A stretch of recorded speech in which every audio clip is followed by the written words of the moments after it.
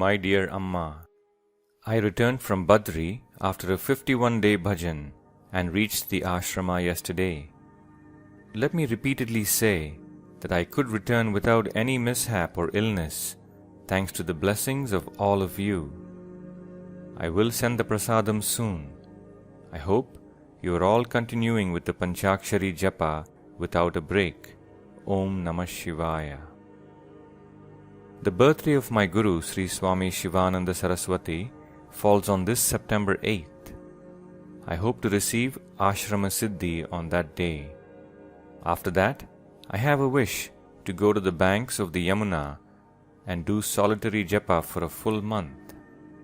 He then goes on to describe his desire for a Padayatra to various holy shrines across 3,000 miles spanning 3 years.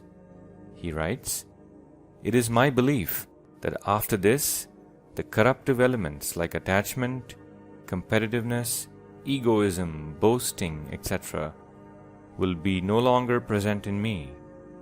It is these corruptive elements of the Rajoguna that worry me right now. All is possible with Paramashiva's grace. Prostrating in respect and love, I seek your blessings, your own Balan." How comforting and how soothing it is to know that those corruptive elements, those human frailties, can exist even in one who is at the doorstep of sainthood.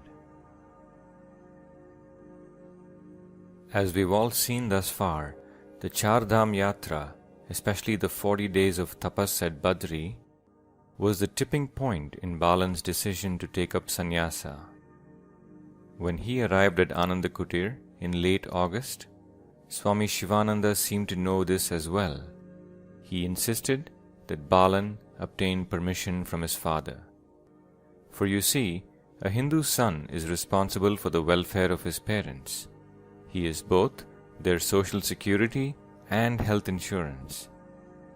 This responsibility cannot be foregone unless there is another son in the house capable of taking on this duty, or if the parents are self-sufficient. Both were true in the case of Balan. Nevertheless, Swami Shivananda said, permission had to be obtained.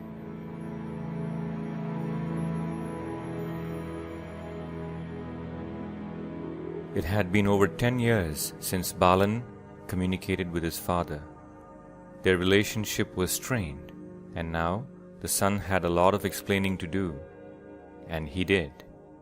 Balan wrote a 8-page letter with the relevant events of these 10 years. His college life, his political involvement, imprisonment, his works as a journalist, and then he described his inner feelings and how they have changed.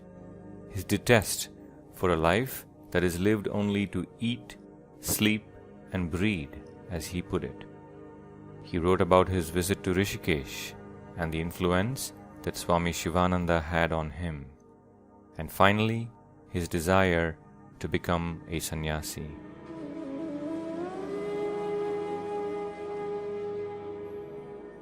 The elder Menon was naturally shocked. He couldn't believe it. Remember, this was his son, who had openly criticized religion, who had for the most part failed in his education, whose only concern seemed to be the acquisition of the finest things that money could buy. How could he even consider becoming a sannyasi? Also, just like every Hindu father, he wished for his son to live the life of a grihastha, a householder, have a great career and a family. Other family members were taken aback too, but not Kochu Amma, Balan's mother. She instantly made it clear that she approved of his decision happily. The prophetic words of Chattambi Swamigal now began to ring true. In the end, Balan's father revealed his decision to the family, saying, "This boy always does exactly what he wants. It is useless for me to try and stand in his way." He sent off his letter of permission to Balan and Swami Shivananda. The letter was just 5 lines. "I wonder whether you can live the life of a sannyasi. You must have met a great saint to have been influenced so greatly. If this Swamiji makes you a sannyasi and you succeed in that calling, no one will be happier than myself." And he ended the letter with his blessings.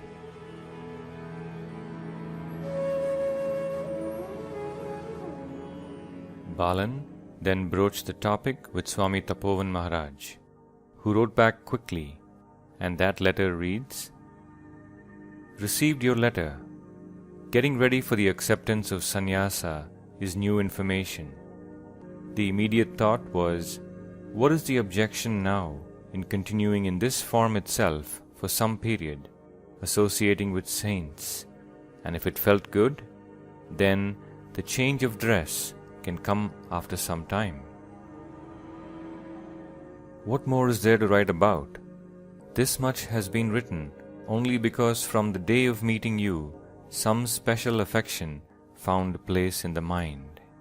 He ends the letter with some poignant advice that we could all benefit from. In all conditions, however difficult and tiresome, keep the mind joyous without getting into worries. With proper thinking, perform whatever is to be done without excitement. Wishing you all types of victories, Swami Tapovanam.